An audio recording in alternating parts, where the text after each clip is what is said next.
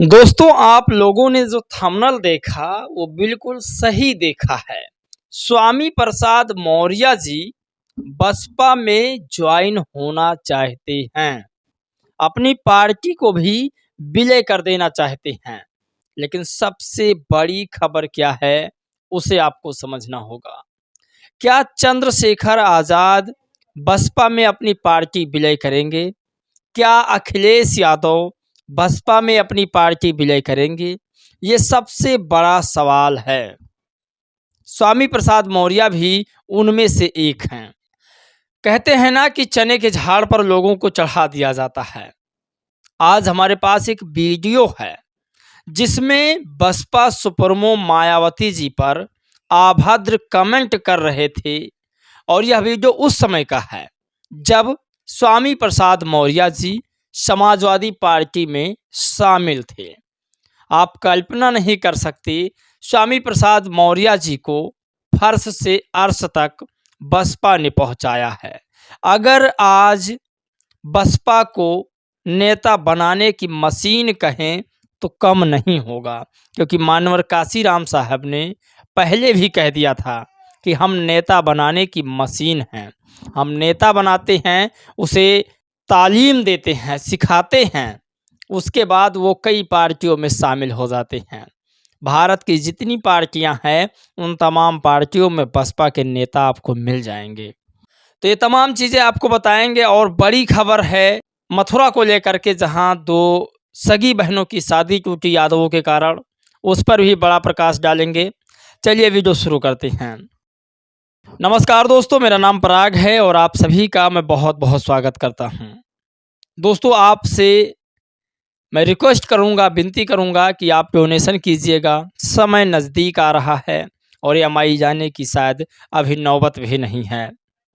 तो वीडियो में आपको बता दें कि आपका बहुत ज़्यादा कमेंट आता है कि स्वामी प्रसाद मौर्य और जयप्रकाश सिंह, चंद्रशेखर आज़ाद और भी तमाम ऐसे नाम जिनको बसपा में शामिल करा जाए, जिससे बहुजन समाज पार्टी एक अच्छे मुकाम पर पहुंच सके।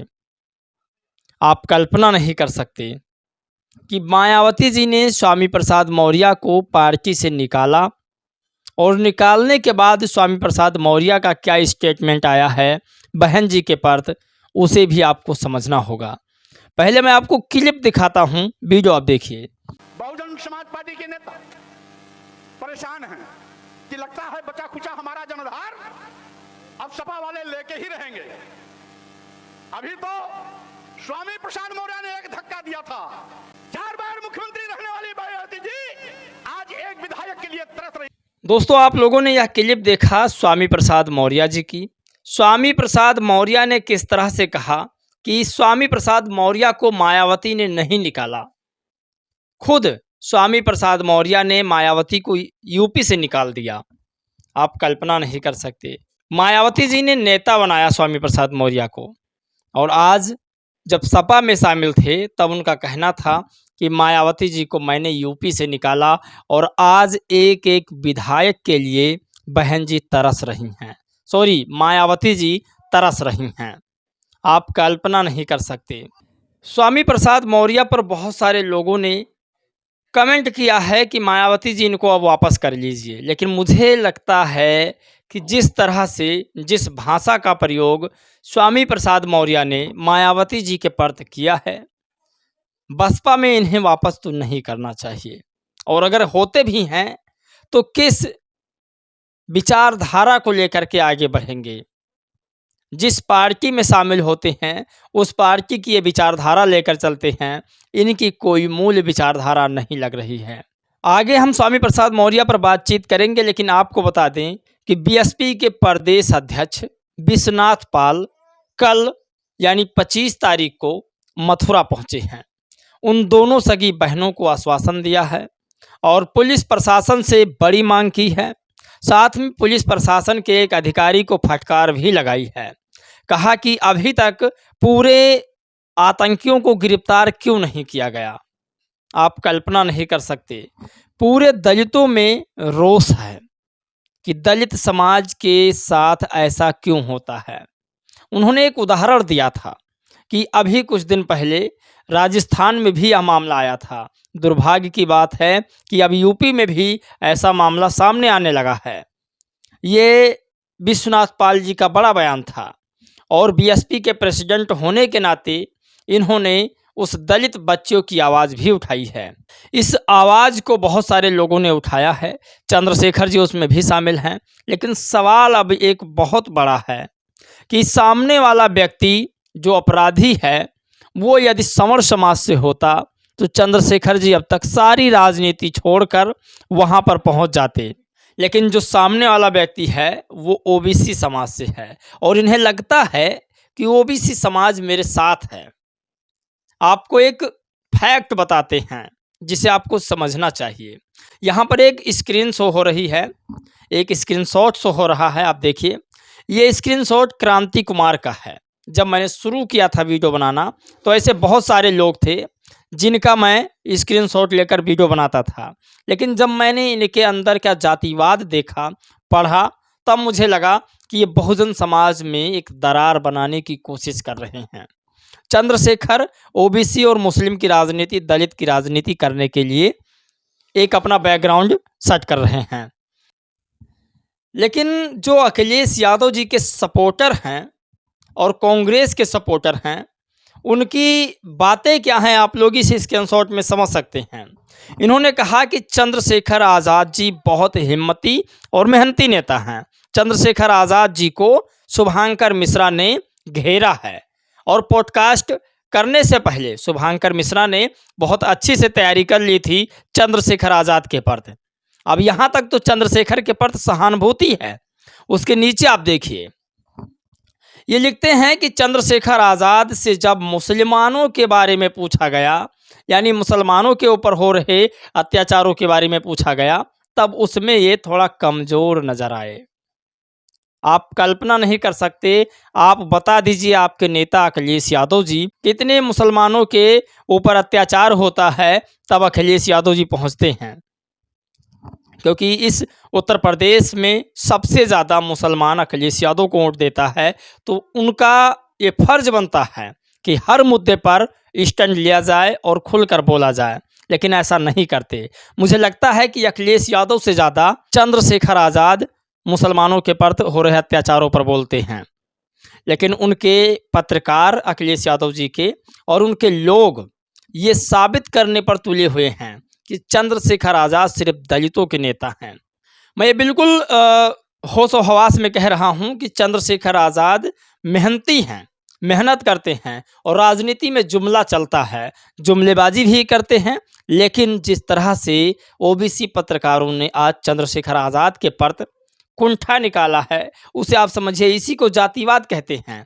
जो साइड में स्क्रीन पर शो हो रहा है, इसी को जातिवाद कहते हैं। दरअसल आपको बता दें, जातिवाद की कोई पहचान और नहीं होती है।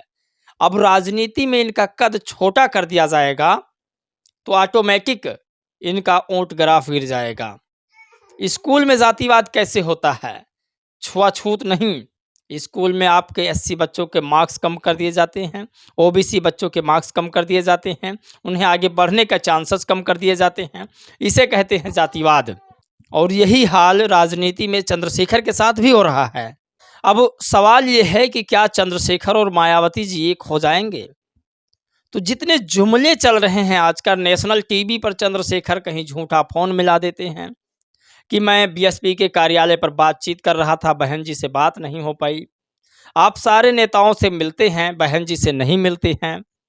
बीएसपी वालों का कहना है चंद्रशेखर जी लखनऊ दूर नहीं है, आप अगर चाहें तो अपॉइंटमेंट ले सकते हैं।